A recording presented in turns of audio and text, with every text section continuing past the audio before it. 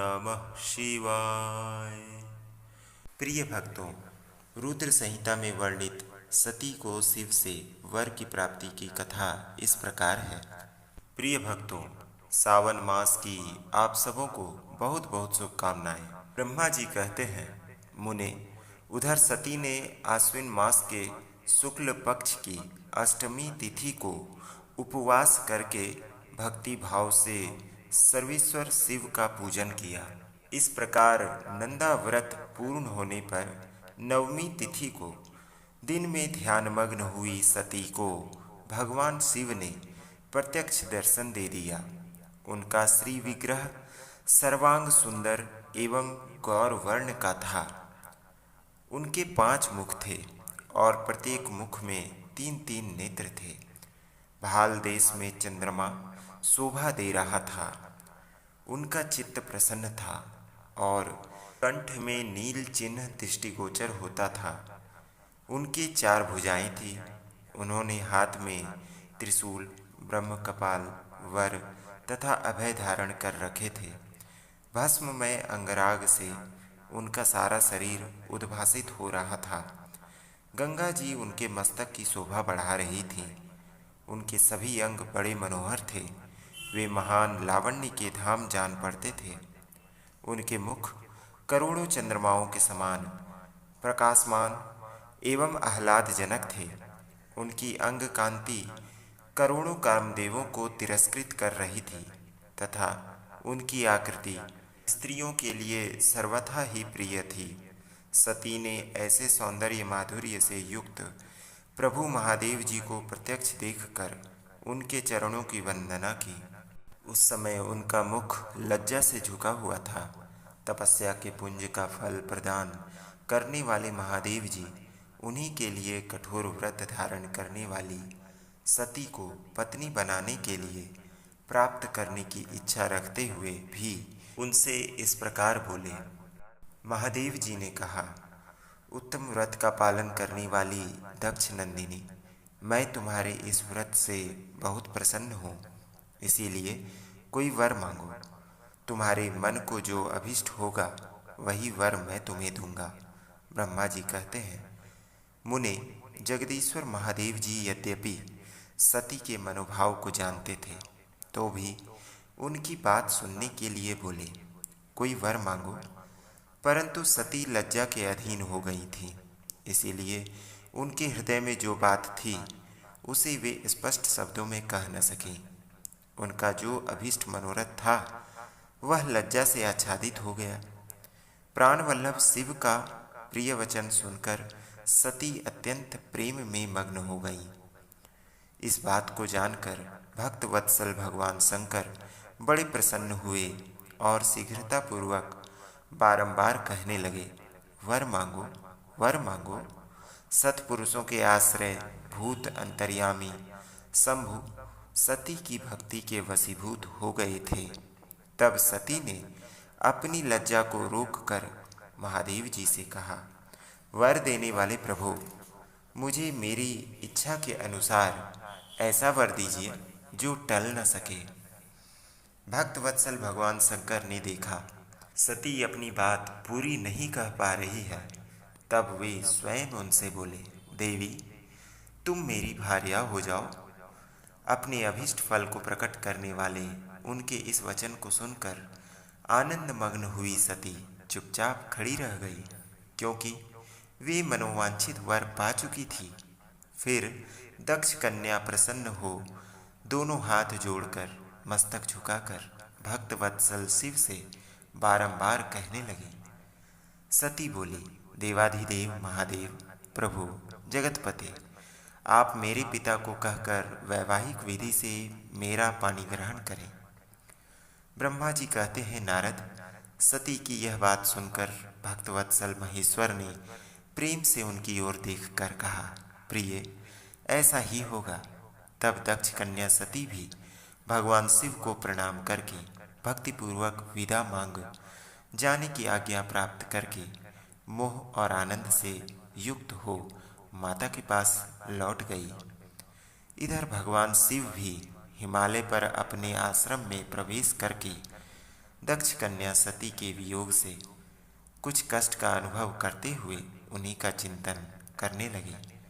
देवर्षि फिर मन को एकाग्र करके लौकिक गति का आश्रय ले भगवान शंकर ने मन ही मन मेरा स्मरण किया। त्रिशूलधारी महेश्वर के स्मरण करने पर उनकी सिद्धि से प्रेरित होकर मैं तुरंत ही उनके सामने जा खड़ा हुआ। तात हिमालय के शिखर पर जहाँ सती के वियोग का अनुभव करने वाले महादेव जी विद्यमान थे, वहीं मैं सरस्वती के साथ उपस्थित हो गया। देवर्षि सरस्वती सहित मुझे आया देख सती के प्रेम पास में बंधे हुए शिव उत्सुकता पूर्वक बोले।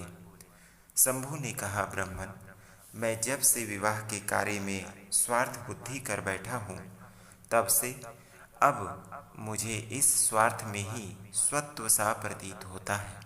दक्ष कन्या सती ने बड़ी भक्ति से मेरी आराधना की है। उसके नंदा व्रत के प्रभाव से मैंने उसे अभिष्ट वर देने की घोषणा की। ब्राह्मण, तब उसने मुझसे यह वर मांगा कि आप मेरे पति हो जाइए। यह सुनकर सर्वथा संतुष्ट होकर मैंने ही कह दिया, तुम मेरी पत्नी हो जाओ। तब दाक्षायणी सती मुझसे बोली, जगतपते, आप मेरे पिता को सूचित करके वैवाहिक विधि से मुझे ग्रहण करें।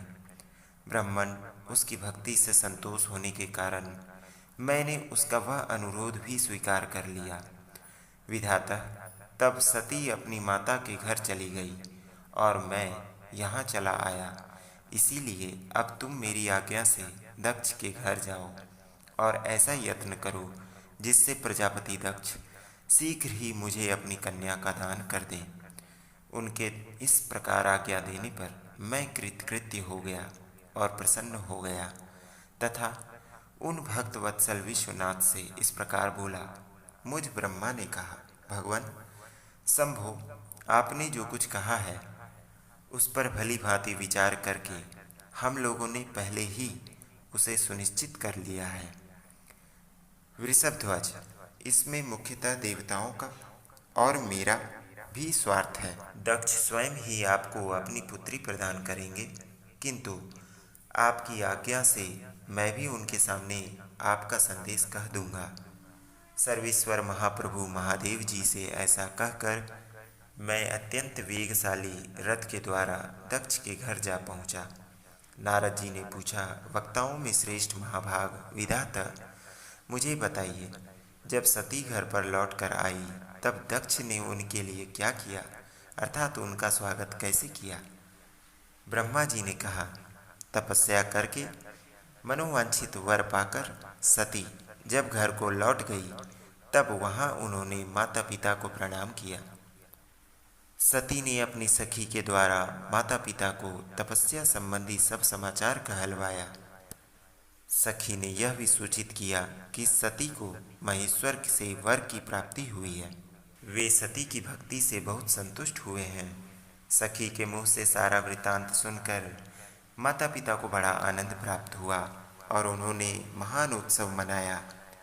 उदार चित्ता दक्ष और महामनस्विनी वीरणी ने ब्राह्मणों को उनकी इच्छा के अनुसार द्रव्य दिया तथा अन्यान्य अंधों और दीनों को भी धन बांटा। प्रसन्नता बढ़ाने वाली अपनी पुत्री को हृदय से लगाकर माता वीरणी उनका मस्तक सूंघने लगी और आनंद मग्न होकर उसकी बारंबार प्रशंसा करने लगी। तदनंतर कुछ काल व्यतीत होने पर धर्मज्ञों में श्रेष्ठ दक्ष इस चिंता में पड़े कि मैं अपनी इस पुत्री का विवाह भगवान शंकर के साथ किस तरह करूं। महादेव जी प्रसन्न होकर आए थे, पर वे तो चले गए। अब मेरी पुत्री के लिए वे फिर कैसे यहाँ आएंगे? यदि किसी को शीघ्र ही भगवान शिव के निकट भेजा जाए तो यह भी उचित नहीं जान पड़ता, क्योंकि यदि वे इस तरह अनुरोध करने पर भी मेरी पुत्री को ग्रहण न करें तो मेरी याचना निष्फल हो जाएगी। इस प्रकार की चिंता में पड़े हुए प्रजापति दक्ष के सामने मैं सरस्वती के साथ सहसा उपस्थित हुआ। मुझ पिताजी को आया देख दक्ष प्रणाम करके विनीत भाव से खड़े हो गए। उन्होंने मुझ स्वयं भू को यथा योग्य आसन दिया। तदनंतर दक्ष ने जब मेरे आने का कारण पूछा, तब मैंने सब बातें बताकर उनसे कहा, प्रजापति, भगवान शंकर ने तुम्हारी पुत्री को प्राप्त करने के लिए निश्चय ही मुझे तुम्हारे पास भेजा है। इस विषय में जो श्रेष्ठ कृत्य हो उसका निश्चय करो। जैसे सती ने नाना प्रकार के भावों से तथा सात्विक व्रत के द्वारा भगवान शिव की आराधना की है, उसी तरह वे भी सती की आराधना करते हैं। इसीलिए दक्ष भगवान शिव के लिए ही संकल्पित एवं प्रकट हुई अपनी इस पुत्री को तुम अविलंब उनकी सेवा में सौंप दो। इससे तुम कृतकृत्य हो जाओगे। मैं नारद के साथ जाकर उन्हें तुम्हारे घर ले आऊँगा। फिर तुम उन्हीं के लिए उत्पन्न हुई अपनी यह पुत्री उनके हाथों में दे दो। ब्रह्मा जी कहते हैं, नारद, मेरी यह बात सुनकर मेरे पुत्र दक्ष को बड़ा हर्ष हुआ। वे अत्यंत प्रसन्न होकर बोले, पिताजी, ऐसा ही होगा। मुने, तब मैं अत्यंत हर्षित हो वहाँ से उस स्थान को लौटा जहाँ लोक कल्याण में तत्पर रहने वाले भगवान शिव बड़ी उत्सुकता से मेरी प्रतीक्षा कर रहे थे। नारद, मेरे लौट आने पर स्त्री और पुत्री सहित प्रजापति दक्ष भी पूर्ण काम हो गए। वे इतने संतुष्ट और खुश हुए मानो अमृत पीकर अघा गए हों। प्रिय भक्तों, सावन मास में यह कथा सुनने से भगवान शिव आपकी हर मनोकामना पूर्ण करते हैं और आप पर प्रसन्न होते हैं। अतः इसे अवश्य सुने और अन्य भक्तगणों को सुनाएं। धन्यवाद।